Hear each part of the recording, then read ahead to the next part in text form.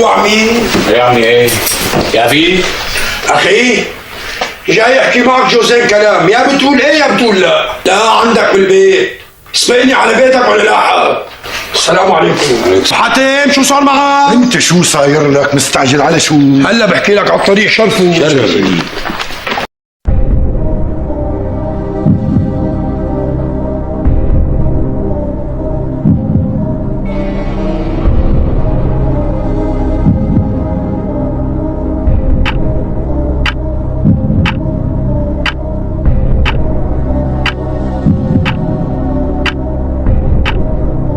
شو هن الكلمتين اللي حابب تحكيهم مع اخونا ابو عصام؟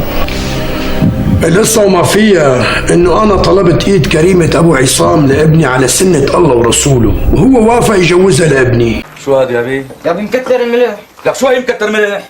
شو هذا الموال اللي طالع لي فيه؟ العمى ايه والله ليش هيك؟ اهلا يا عمي اهلين. ترمس لا لا حوي ترمس يا ترمس. صاروخ مقلوب.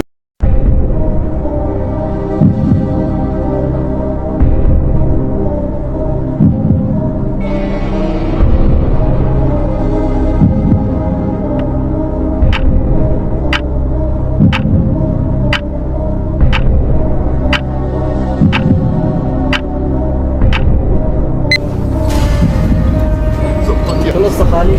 نزلها لقلك. قول معي. واحد. واحد. الله واحد.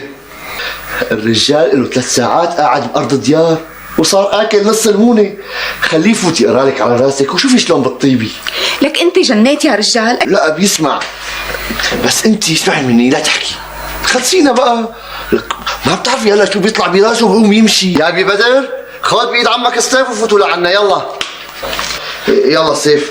هاي فوزية حط ايدك على راسها وكبسها يلا. وينها اختي وينها؟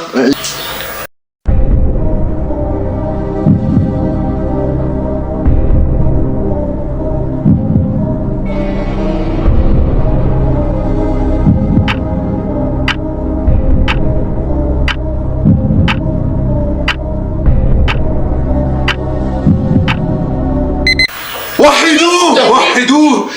لا اله الا الله. بسم الله الرحمن الرحيم. لا اله الا الله. لا تخافوا.